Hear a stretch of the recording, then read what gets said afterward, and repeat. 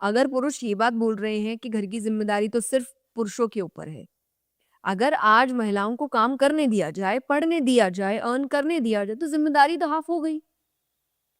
आपके कंधे पे है ही नहीं सब कुछ, परिवार की ज़िम्मेदारी, घर की ज़िम्मेदारी, पैसे कमाने की ज़िम्मेदारी, सब आधा हो गया।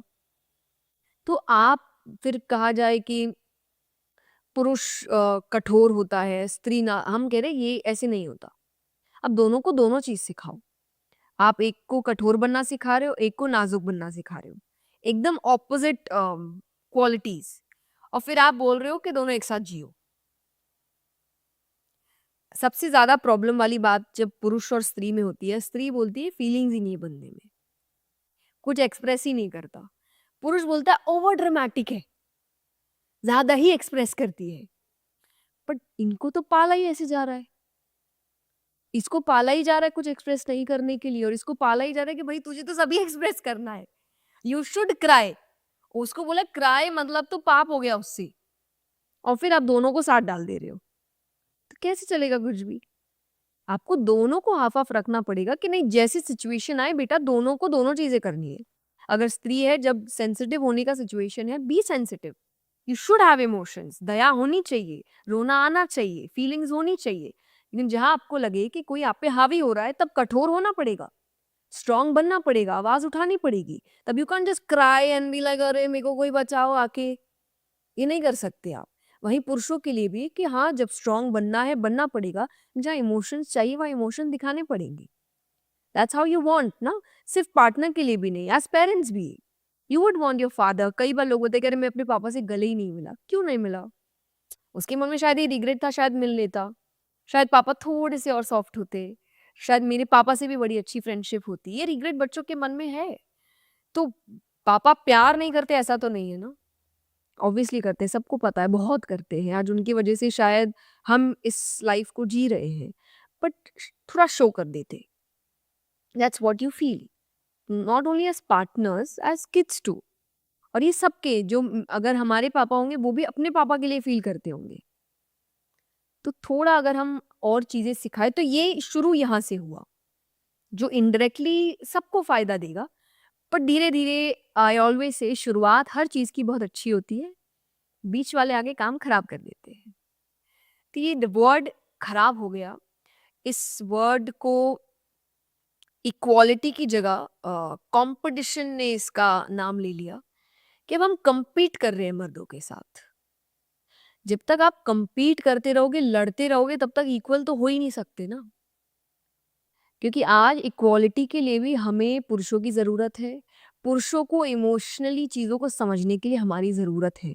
कोई ना कोई स्पेस होगा जहाँ आप एक दूसरे को क्या कहते हैं, भरपूर करेंगे। You would be needing him for something, he would be needing you for something. और ये हम बिना किसी एहसान जताए करेंगे। नॉट दैट कि अरे तुझे आता नहीं इसलिए मैं कर रही हूँ, या वो बोले अरे तेरे से बस का नहीं इसलिए मैं नहीं।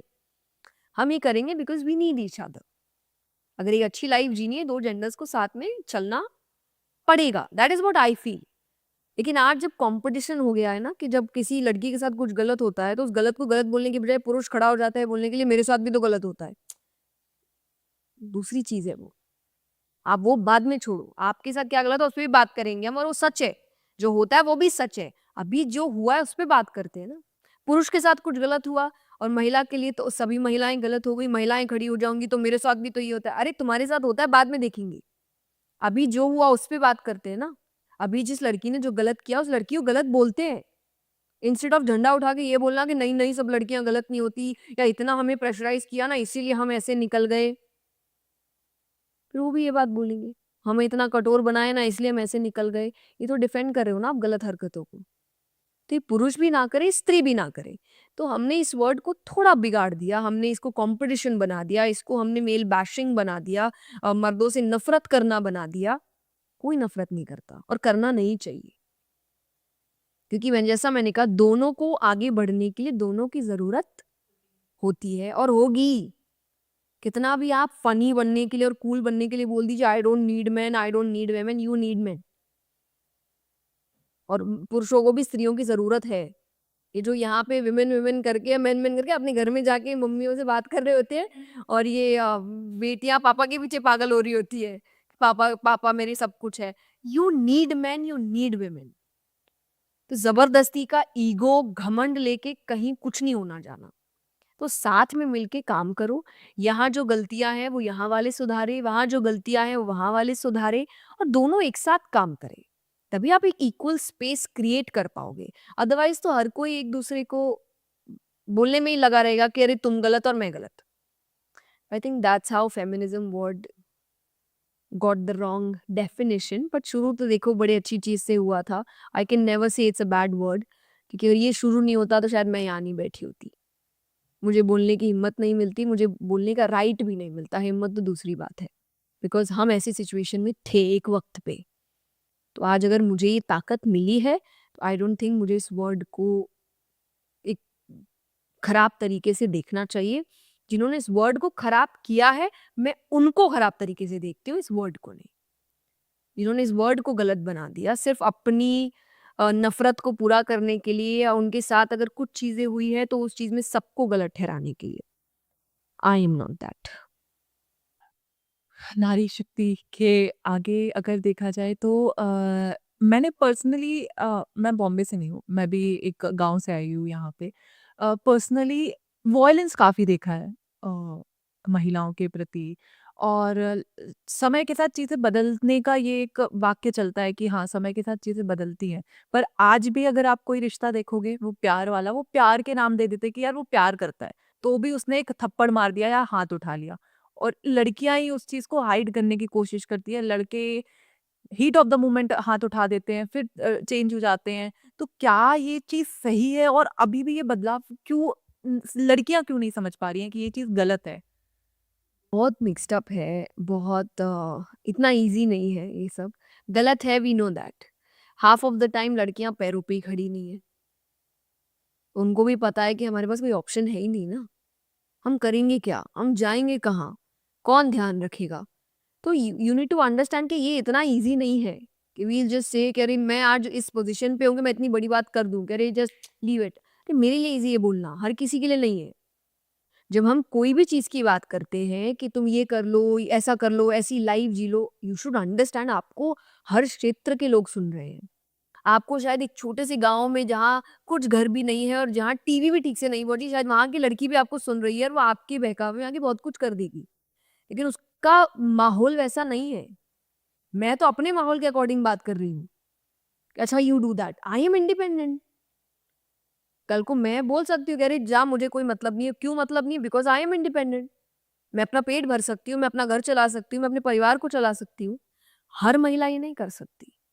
तो पहला तो ये इतना मतलब पिछड़ा हुआ है कि पहला महिलाओं की तरफ से कि उनके माता पिता बच्चों को पढ़ाए, उनके माता पिता बच्चियों को सिखाए सही क्या है गलत क्या है, कि वो बच्ची भी समझे।